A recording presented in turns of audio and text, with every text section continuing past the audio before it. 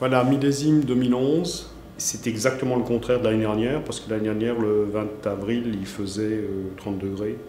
On avait sorti des shorts.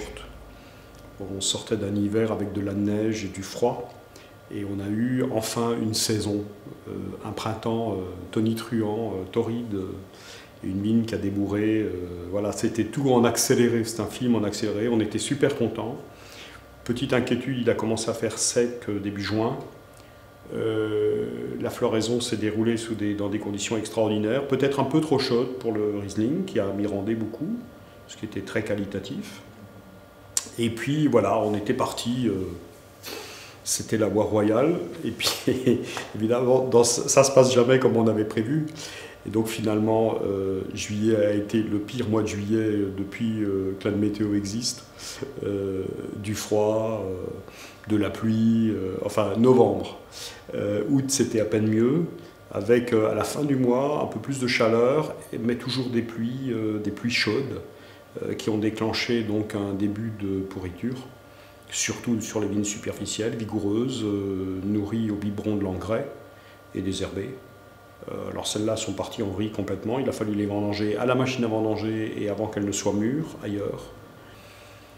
Les vraies vignes profondes ont passé cette épreuve, ont finalement franchi cet obstacle, on continue à mûrir et on a pu commencer à vendanger à partir du 10 septembre dans des conditions qui étaient redevenues totalement estivales, 5 semaines de beau temps, chaud, avec un petit vent, du raisin vraiment mûr, parfait, qu'il a fallu juste trier pour être absolument sûr qu'il n'y avait pas de déviation dedans. Donc l'équipe a fait un boulot formidable de tri en sortant les 2-3 baies, parfois la baie unique qui était légèrement vinaigrée. Je pense que c'était la meilleure équipe de vendange qu'on ait jamais eue au domaine. On a dépensé un tiers d'argent de plus. On a vendangé, je crois, 5 jours de plus que d'habitude. Mais chaque grappe a été nettoyée de la petite baie, des 2 petites baies pas nettes. Ce qui fait un niveau de précision dans les arômes, une maturité des vins, une vibration qui est tout à fait étonnante et pas de volatile, parce que c'est un millésime difficile à vinifier.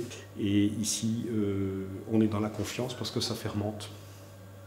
Voilà, ça se raconte des histoires et ça avance gentiment dans la pureté, dans la sérénité, avec un rendu finalement très très proche de 2010, tout à fait étonnamment. C'est un millésime chaud en finale, avec des conditions de vendange estivales, pratiquement l'été, au mois d'octobre, qu'on n'avait pas vu depuis des années. Et voilà, c'est un millésime à l'envers, climat à l'envers, où finalement les vraies vignes qui sont plantées à l'endroit, eh ben, elles y vont, et les autres, on fait comme on peut. Voilà notre boulot. Donc tu vois finalement,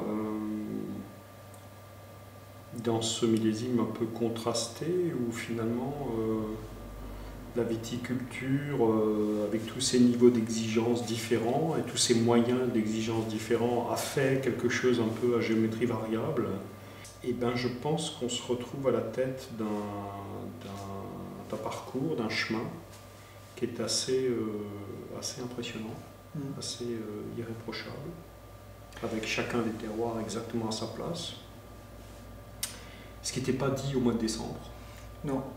Voilà, donc c'est vraiment le fruit de ces 2 mois assez austères à la cave. C'est un millésime où le travail a vraiment fait une différence et où je pense qu'on a beaucoup travaillé. Et où quelque part dans les vins on le retrouve, et donc c'est vraiment un très joli millésime. Ah, tu vois, c'est marrant parce que l'ambiance primeur à Bordeaux, j'y étais, c'est quand même...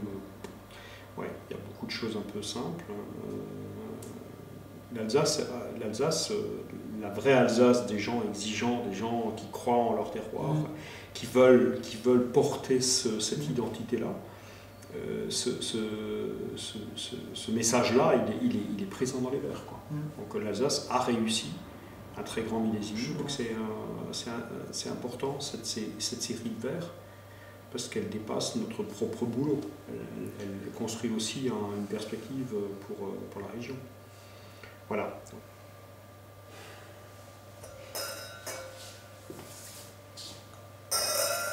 Bon, allez, hop, ça roule.